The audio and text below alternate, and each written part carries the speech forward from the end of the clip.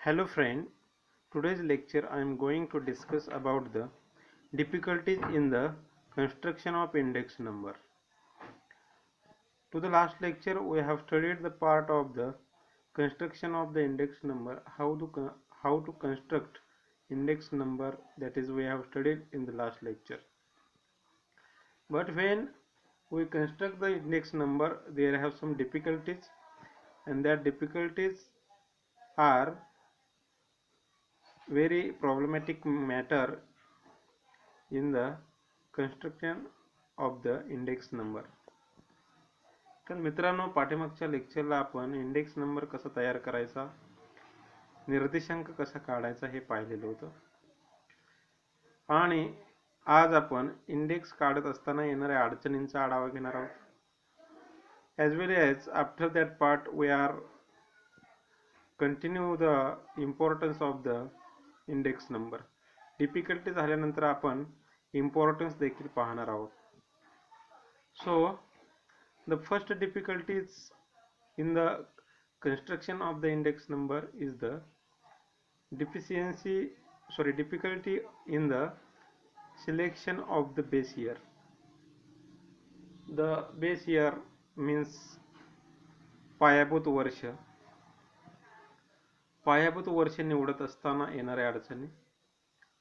When we are going to select the base year, there have some difficulties.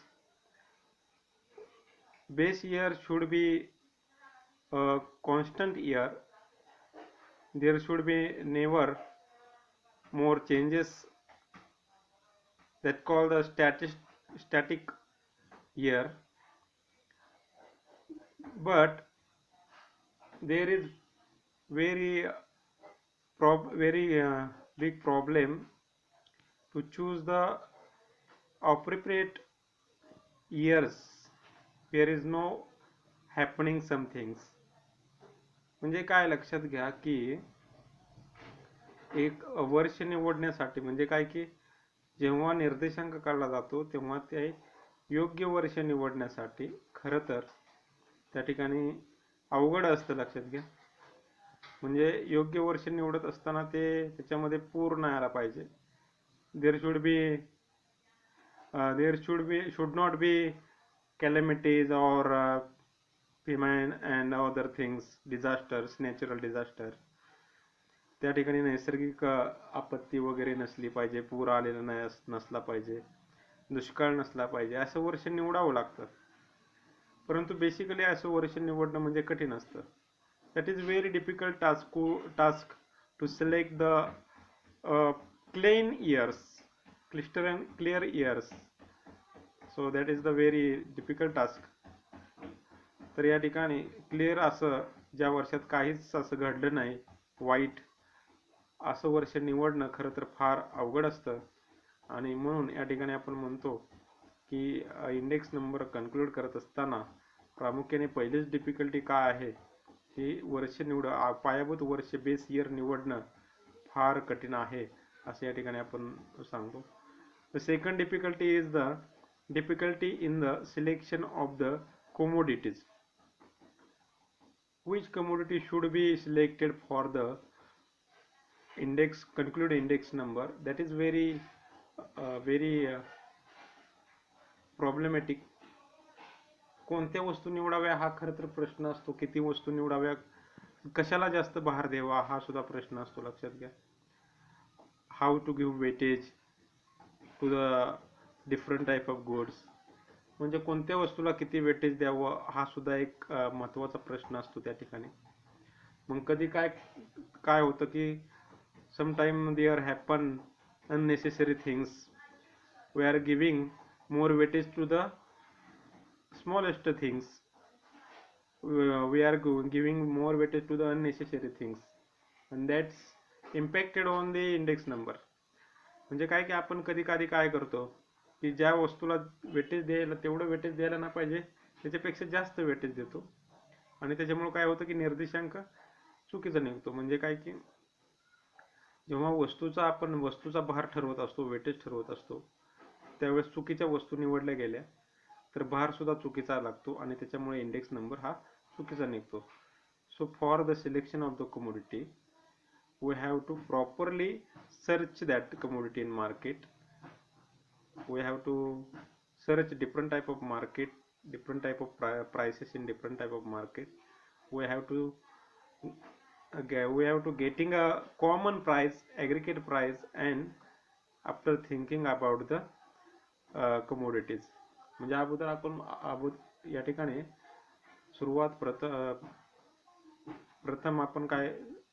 सुरुवातीला प्रथम आपण काय करायचं आहे की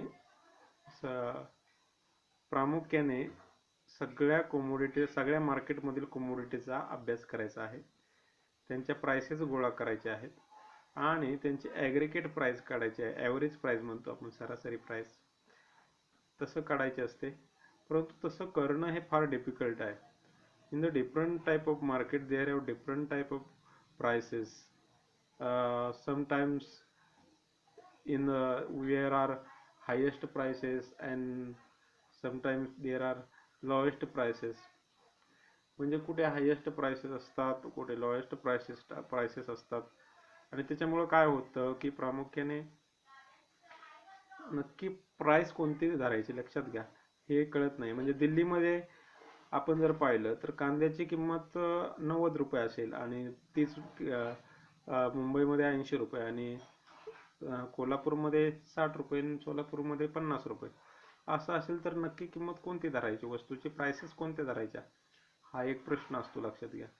म्हणजे difficulties in selection commodity also decided the prices असा एक प्रश्न असतो लक्षात घ्या. वस्तूचा भार ठरवणे, वेटेज ठरवणे, वस्तू ठरवणे, त्याच्या किमती ठरवणे हे खरंच कठीण काम असतं.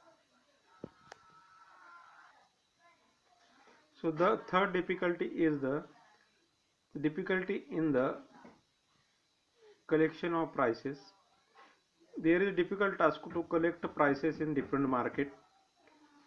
There is very expensive task, expensive things to collect prices from the different market. म्हणजे प्रत्येक वेगवेगळ्या मार्केट मधून प्राइसेस गोळा करणं हे डिफिकल्ट आहे लक्षात घ्या, अवघड आहे आणि ते खर्चिक आहे लक्षात घ्या. डिफरंट टाइप मध्ये प्राइसेस सुद्धा वेगळे असतात डिफरंट मार्केट मध्ये आणि त्याच्यामुळे इंडेक्स हा चुकीचा निघण्याची शक्यता असते.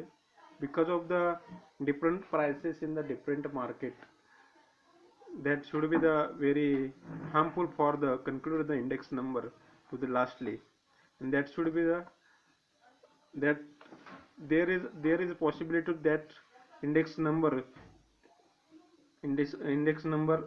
certain be the wrong. तर या ठिकाणी काय होतं की जर आपण वेगवेगळ्या मार्केट मधून प्राइसेस गोळा करत असतो, त्या प्राइसेस गोळा करताना ते खर्चिक तर असतंच आणि त्या प्राइसेस योग्य आणि ऑथेंटिक मिळतील असं नसतं आणि त्याच्यामुळे चुकीचं प्राइसेस मिळाल्यानंतर चुकीचा इंडेक्स नंबर निघण्याची शक्यता असते.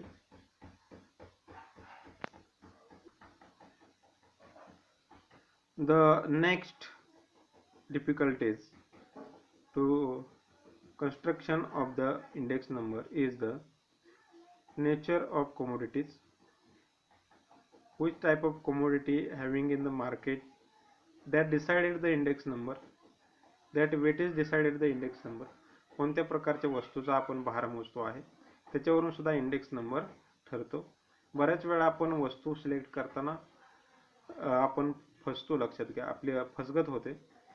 How mostly when we are going to select the goods for the concluded index number, then we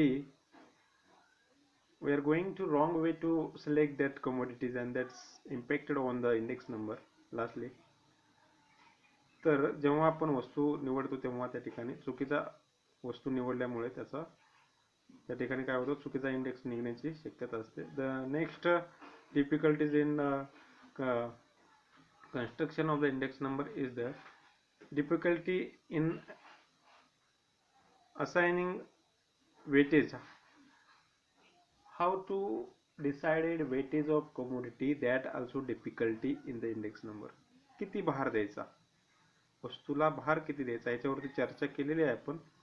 वस्तूला भार किती द्यायचा आणि कशा प्रकारे त्या वस्तूचा भार ठरवून किती इंडेक्स काढायचा हे एक काय आहे डिफिकल्टी आहे. And last difficulty is the proper method of averaging. For the construction of the index number, which is a proper method of the averaging of the index number, that is not confirmed, and that's why there is very problematic things. म्हणजे कोणत्या पद्धतीने या ठिकाणी index number काढायचा, कोणती पद्धत योग्य आहे, कोणती अयोग्य आहे, which method is properly suitable or not suitable, that is a question, and that's why that is a one type of difficulties. तर अशा प्रकारे या सर्व डिफिकल्टीज आहेत. जेव्हा आपण इंडेक्स नंबर काढतो तेव्हा या डिफिकल्टीज येतात. After that point we will start to importance of the index number. तर मित्रांनो, आपण आता इंडेक्स नंबरचा डिफिकल्टीज पाहिल्या, याच्यानंतर आपण इम्पॉर्टन्स ऑफ इंडेक्स नंबर बघणार आहोत थोडक्यामध्ये. So friend, I am starting to the importance of the index number. Basically in the human life and economy, there is very importance of the index number for the measuring the difference between the prices, increment in the prices. For that the index number is play a vital role. खरं तर किमतीतील बदल मोजण्यासाठी index number हा खूप महत्त्वाची भूमिका बजावतो. तर आपण इंडेक्स नंबरचं महत्त्व या ठिकाणी थोडक्यामध्ये पाहणार आहोत. एक्झाम मध्ये सुद्धा तुम्हाला ऑब्जेक्टिव्ह क्वेश्चन याच्यावरती येऊ शकतो. The first point is the measuring changes in the value of money. You know that the value of money, when the prices of commodity is going to increases, then value of money is going to decreases. So base of the prices, base of the uh, index, we can conclude the value of money, we can measure the value of money. If the index number is going to increase compared to the base year, then we can say the value of money is going to decrease because the index number is increases. जर आपण या ठिकाणी पाहिलं तर index number पायाभूत वर्षाची तुलना करता जर वाढलेला असेल तर त्या ठिकाणी वस्तूच्या किमती वाढलेल्या आहेत असं आपण म्हणू शकतो, आणि प्रामुख्याने किमती वाढल्या म्हणून मूल्य कमी झालेलं आहे पैशाचं असं आपण म्हणू शकतो. For the measuring changes in the value of money, the index number is playing a vital role असं आपण म्हणू शकतो की फार महत्त्वाची भूमिका पार पडतो या ठिकाणी इंडेक्स नंबर किमतीतील बदल मोजण्यासाठी, मूल्यातील बदल मोजण्यासाठी. Then the second importance of the index number is the measuring other economic changes. For the measuring other economic changes in economy, we can help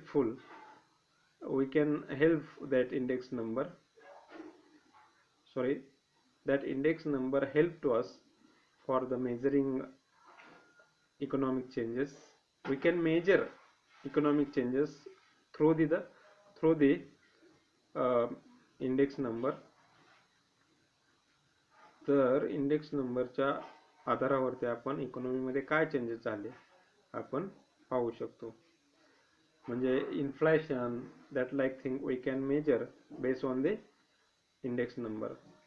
अर्थव्यवस्थेमध्ये इन्फ्लेशन झालेलं आहे का, डिफ्लेशन झालेलं आहे का, स्टॅग इन्फ्लेशन झालेलं आहे, ह्या सगळ्या गोष्टी आपण कशाच्या आधारावरती मोजू शकतो, तर या ठिकाणी इंडेक्स नंबरवरती मोजू शकतो. The help of the index number, we can measure the status of inflation, deflation and stag inflation. So all things also gives a contribution to the measuring the variable movement of the economy. म्हणजे अर्थव्यवस्थेत बदलती परिस्थिती मोजण्यासाठी या ठिकाणी index नंबरचा वापर करता येतो. The next importance of the index number is the changes in wages. For the making the changes in wages, the index number gives contribution. we can make changes in wages. We can means government can make changes in wages through the index number. म्हणजे लक्षात घ्या, index number वाढला तर government काय करतं की महागाई भत्ता या ठिकाणी आपल्याला देतं. इन्फ्लेशन त्यालाच आपण महागाई दर भत्ता या ठिकाणी म्हणतो, आणि ते इंडेक्स नंबरच्या माध्यमातून आपण काढू शकतो. लक्षात घ्या. जर त्या ठिकाणी लोकांना सेवा सुविधा द्यायच्या असतील, वेगवेगळ्या प्रकारच्या वेजेसमध्ये इन्क्रीमेंट द्यायचे असेल, तर या ठिकाणी इंडेक्स नंबरचा वापर आपल्याला करता येतो. Then next point is useful for the planners in economy. For the planning commission, the index number gives very hits for the implementation of the different type of policy. वेगवेगळ्या धोरणांचा विचार करता ती धोरणं राबवण्यासाठी या ठिकाणी इम्पॉर्टन्स, या ठिकाणी इंडेक्स नंबरचं फार इम्पॉर्टन्स आहे, हे लक्षात घ्या. And last point is the determination of rate of exchange. The rate of exchange also determined by the supply and demand, but in the determination of the rate of exchange, the little bit contribution of the index number, there is a little bit contribution of the index number. म्हणजे exchange rate ठरत असताना सुद्धा प्रामुख्याने त्या ठिकाणी index नंबरचा आपल्याला या ठिकाणी उपयोग होतो असं आपण म्हणू शकतो. So that all 5 points indicate the importance of the index number. There should be the question in the exam, which points are indicate the importance of the index number. So that 5 points are indicate the importance of the index number. लक्षात घ्या. ह्याच्यावरती प्रश्न येऊ शकतो की परीक्षेमध्ये कोणते खालीलपैकी घटक इंडेक्स नंबरचं महत्त्व स्पष्ट करतात. तर अशा प्रकारचे 5 घटक इंडेक्स नंबरचे महत्त्व स्पष्ट करतात. Thank you very much.